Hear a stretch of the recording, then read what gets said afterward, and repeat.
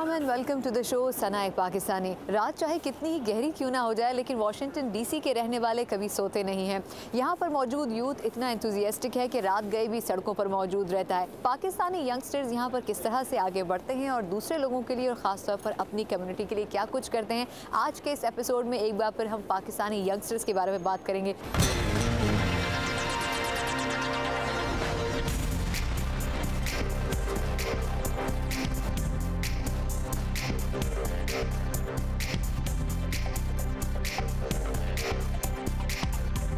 इस वक्त मैं कुछ ऐसे नौजवानों के साथ मौजूद हूँ जो पाकिस्तान से तो शायद काफ़ी अर्से पहले यहाँ पर आ गए हों, लेकिन यहाँ आने के बाद भी उन्होंने अपनी आइडेंटिटी को कायम रखने की कोशिश की।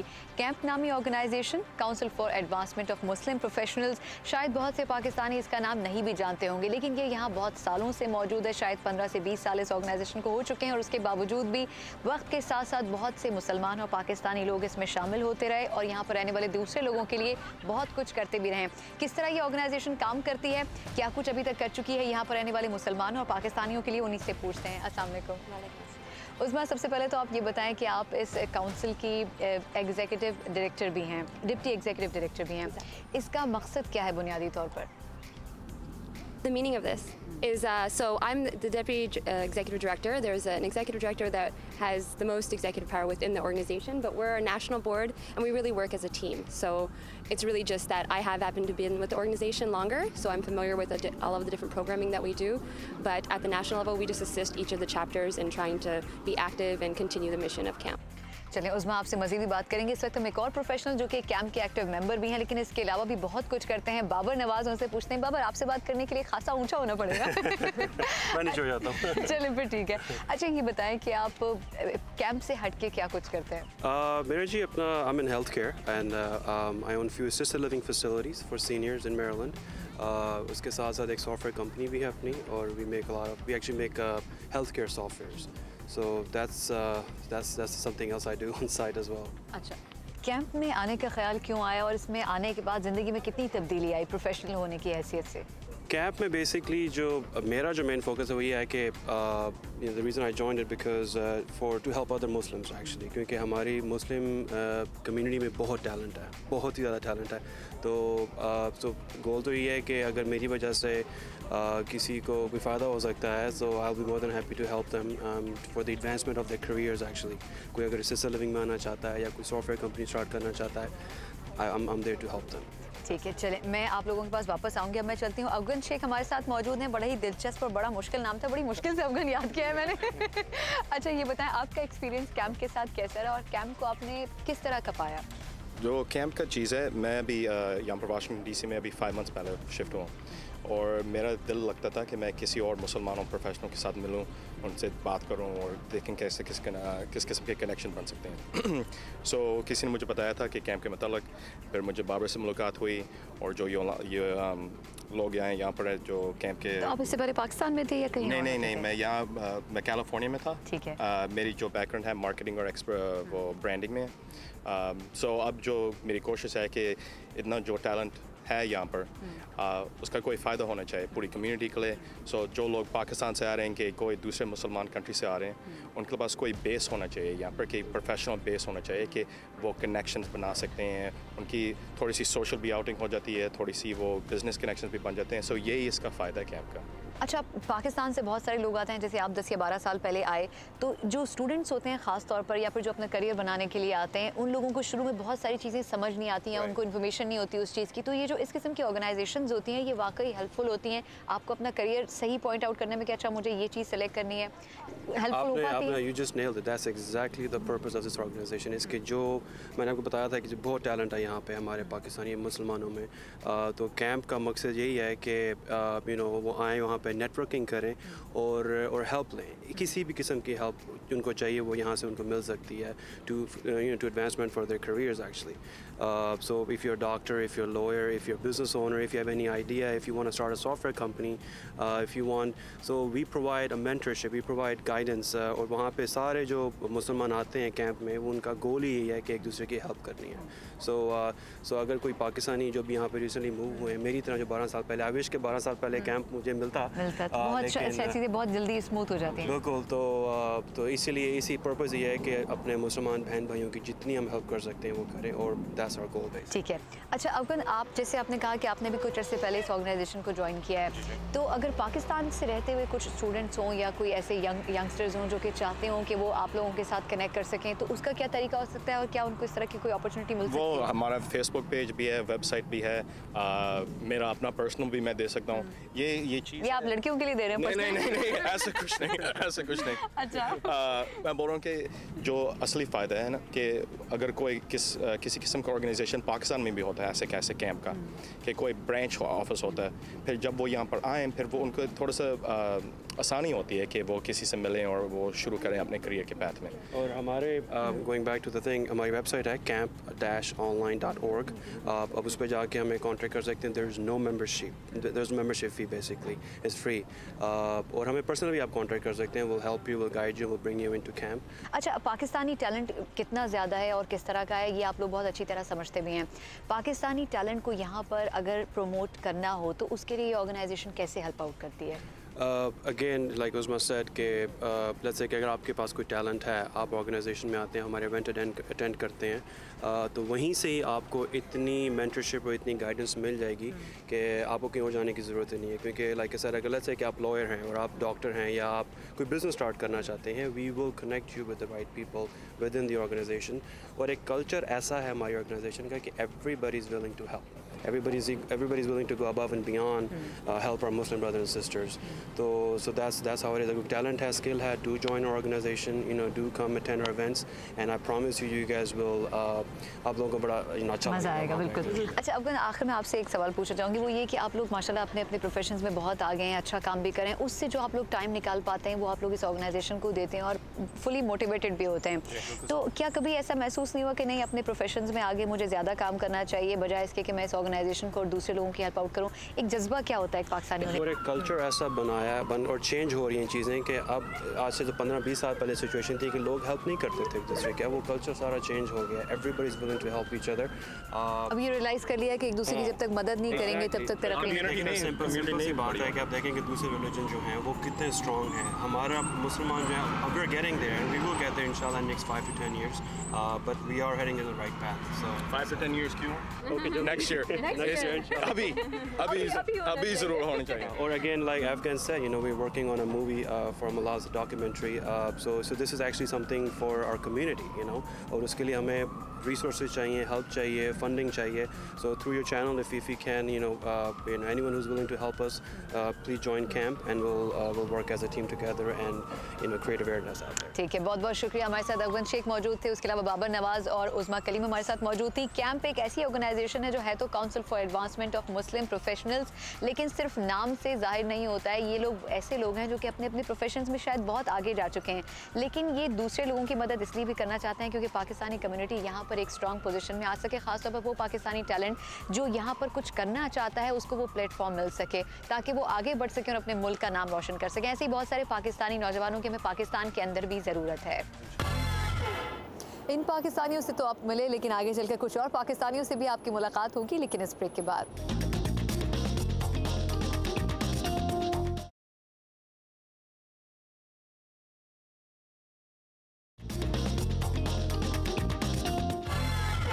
चाहे माइक्रोसॉफ्ट हो, एप्पल हो या फिर नासा जैसे इदारे हों, ये वो इदारे हैं जहां पर काम करना किसी भी नौजवान का ख्वाब हो सकता है।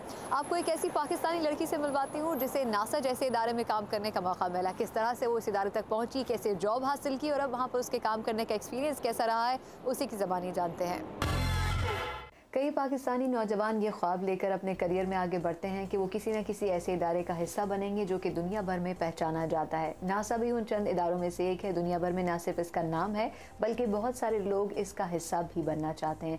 एक ऐसी ही पाकिस्तानी लड़की से आपको मिलवाते हैं जो कि रहती तो अमेरिका में है लेकिन काम नासा के लिए करती है। ना सिर्फ ये कि अभी बहुत से कामों में उलझी हुई है, पढ़ाई भी करी है, जॉब भी करे, लेकिन उसके बावजूद भी आज हमने उससे थोड़ा सा वक्त लिया कि जान सकें कि नासा तक का सफ़र उसने कैसे किया। बिस्मा ज़मान हमारे साथ मौजूद मौजूद हैं। बिस्मा, बहुत बहुत शुक्रिया पहले तो शो में आने के लिए। Thank you so much. सबसे पहले तो ये बताएं कि नासा जैसे इदारे तक पहुंचना हर किसी की बस की बात नहीं होती, तो आपको आखिर कैसे, वो तरीका क्या था जिससे आपको यहाँ जॉब मिली? काफ़ी लंबा सफ़र था, लेकिन आई हैड एन एज, क्योंकि मेरी जो बड़ी बहन है वो भी यहीं काम करती हैं नासा में ही। She is a software developer, तो she always gets to know about this new opportunities and everything. And उन्होंने मुझे बताया था कि there is a job opening for a student, so you should apply for it. It was for another project and I gave the interview and I got to the top 3 but I didn't get the job.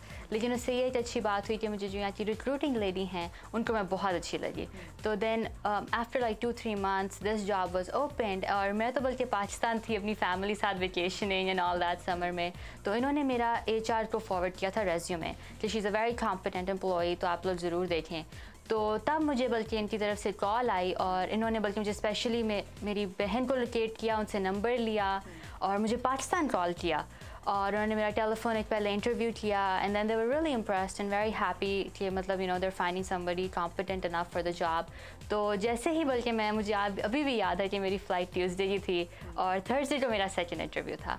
I came in for the job, मैंने interview दिया and after 2 weeks I got a call, I got an offer कि I have been offered this job of a test engineer / computer operator where I would be able to test software data जो satellite से हमारा data collect होकर आता है, उसे हम किस तरह प्रोसेस करते हैं फॉर फाइनल प्रोडक्ट्स।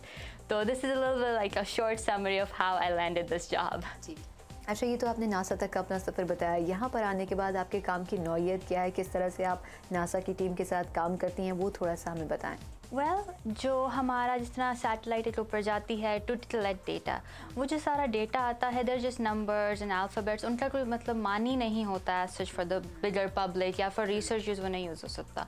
तो to make it a final product what we do is जो सॉफ्टवेयर, जिस तरह माइक्रोसॉफ्ट सॉफ्टवेयर है, उस तरह इतने ज़्यादा डेवलपर्स हैं जो सॉफ्टवेयर्स बनाते हैं to make products, final products like this. ये एक एक्चुअली सॉफ्टवेयर है जो उन्होंने टास्क लीड ने लिखा था एंड दिस एक्चुअली मेजर्स कि ओजोन डेंसिटीज़ कैसी हैं हमारी। Global warming is such a big problem these days, so this measures the ozone densities throughout the world. So no, there's like intense areas where there's huge breakage, जिस तरह red हैं, कई इतनी नहीं हैं और कई है।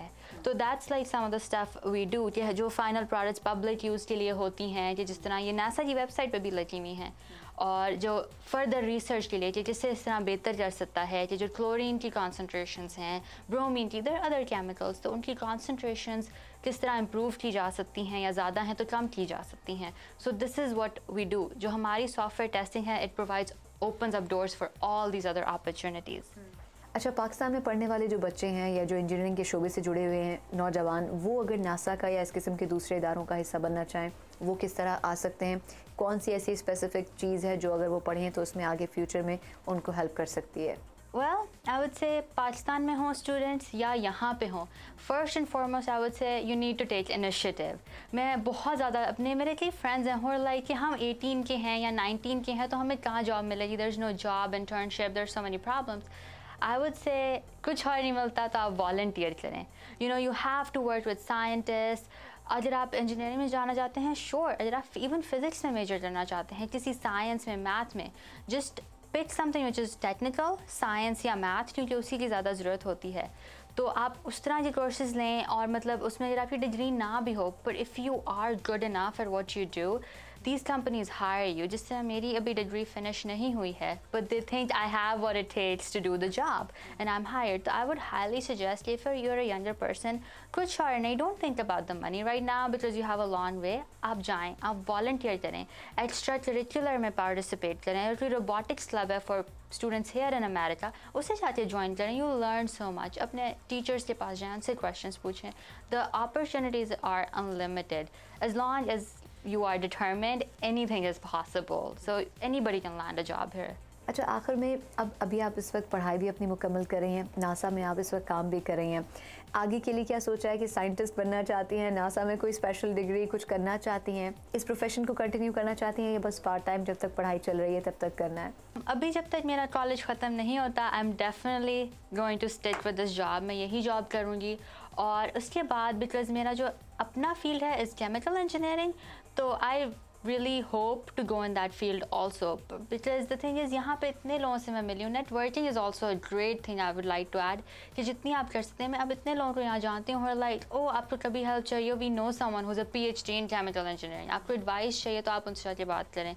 तो you know, even though I would like to like change gears a little bit, मैं लेकिन रहना यहीं चाहती हूँ because I love the work ethic here. It's brilliant. और जिन लोगों से आप कहीं से मिलते हैं, they're amazing, you know. वो लोग हैं जिनका आप नाम मैगजीन में पढ़ते हैं और सोचते हैं कभी मिल भी नहीं सकते, but you get to meet them and they're such humble, great people. Thank you so much Bisma, आपसे मिलकर बहुत खुशी हुई कि कोई पाकिस्तानी ऐसा भी है जो कि नासा के अंदर इतनी कम उम्र में काम कर रहा है. बहुत शुक्रिया. मुझे भी आपसे मिलकर बहुत खुशी हुई and I am really like hopeful कि और लोग इसे देख के भी मोटिवेट होंगे. So thank you so much for coming and covering this place. Thank you so much. सिर्फ यही नहीं बल्कि और भी बहुत से पाकिस्तानी हैं जो कि यहाँ पर आने वाले नए लोगों को अपने करियर को डिफाइन करने के लिए और आगे बढ़ने के लिए सही रास्ता मुंतखब करने के लिए मदद देते हैं. मज़ीद भी आपको बताएंगे लेकिन इस ब्रेक के बाद.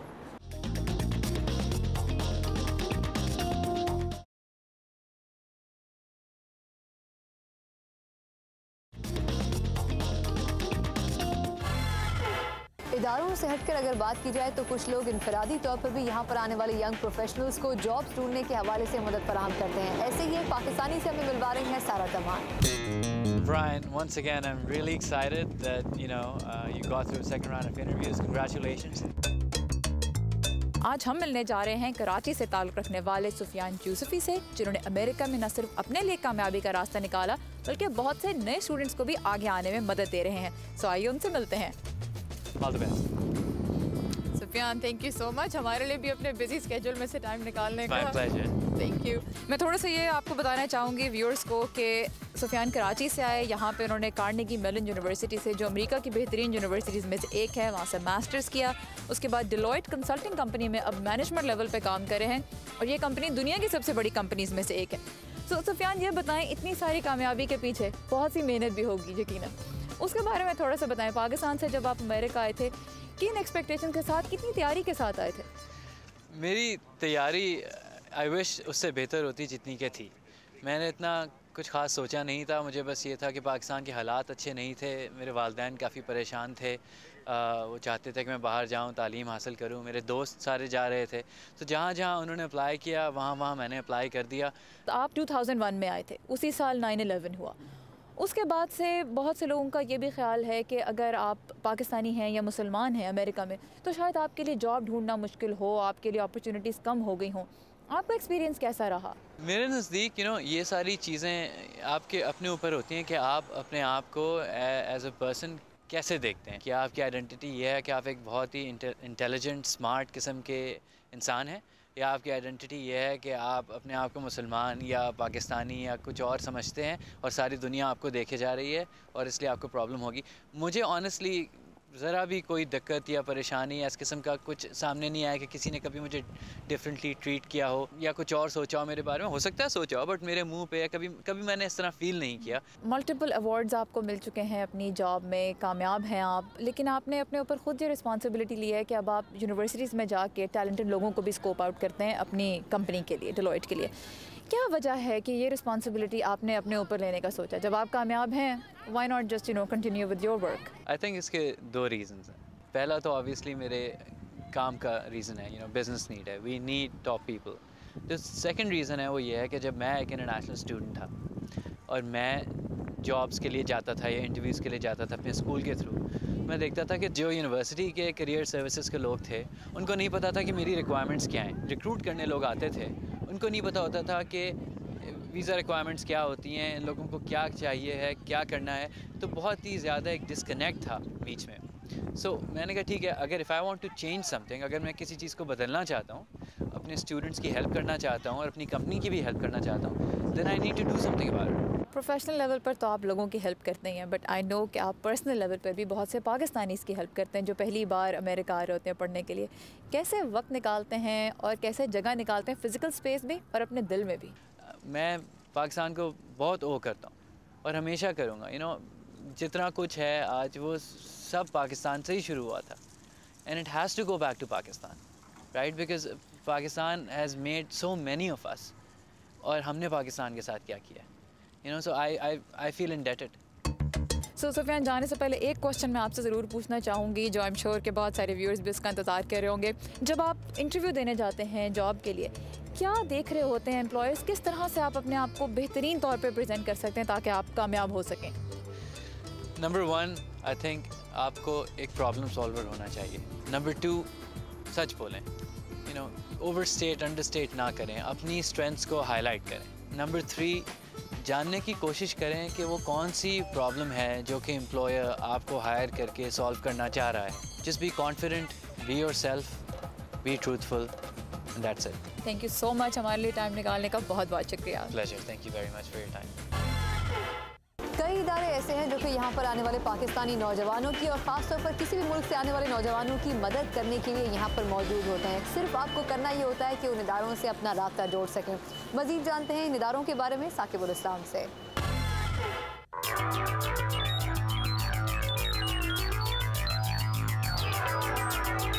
अमरीकी महकमा मरदमशुमारी की साल 2010 की रिपोर्ट के मुताबिक अमरीका में तकरीबन 4 लाख पाकिस्तानी तारकीन वतन बसते हैं।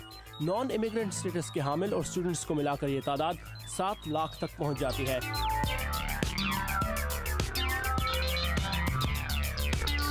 जिनमें एक बड़ी तादाद नौजवानों की है। अमेरिका भर में पाकिस्तानी कम्युनिटी की रहनुमाई के लिए कई इदारे काम कर रहे हैं। रियासत मैरीलैंड में कायम तंजीम US पाक फाउंडेशन भी एक ऐसी गैर मुनाफा बख्श तंजीम है जिसका मकसद पाकिस्तानी नौजवानों को अमरीकी सियासी और इंतजामी ढांचे का हिस्सा बनने की तरफ राग़िब करना है।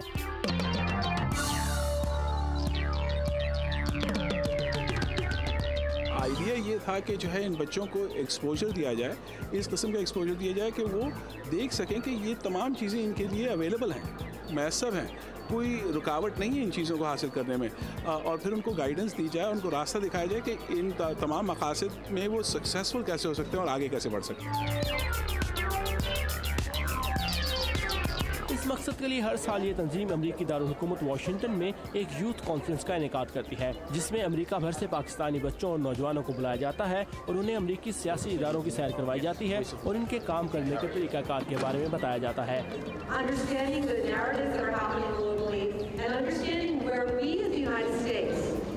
चीज़ को हमने आगे डेवलप करना है कि इन बच्चों को उनके राइट्स पता चले, इन बच्चों को पता चले कि दे आर अमेरिकन सिटीजन्स और एज अमेरिकन सिटीजन्स उनको क्या क्या करना है। इरफान मलिक इस तंजीम के सदर हैं। उनका कहना है कि ये तंजीम गुज़िश्ता 3 साल से यूथ कॉन्फ्रेंस के जरिए ये काम बखूबी सर अंजाम दे रही है। So we're basically translating that information back into the political space, into the public space.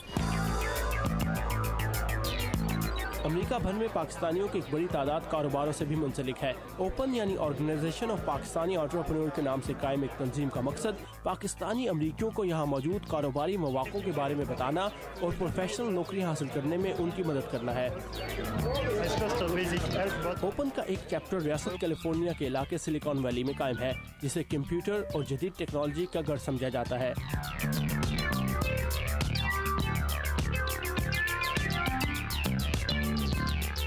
Waheed Qureshi open silicon valley से मुंसलिक है। ओपन एक ऐसी तंजीम है जो पाकिस्तानी अमेरिकन कम्युनिटी को कारोबारी और पेशा वराना सतह पर मुनज़्ज़म करने की कोशिश करती है और उन्हें यहाँ पर मौजूद मौक़ों से फ़ायदा उठाने में उनकी रहनुमाई करती है।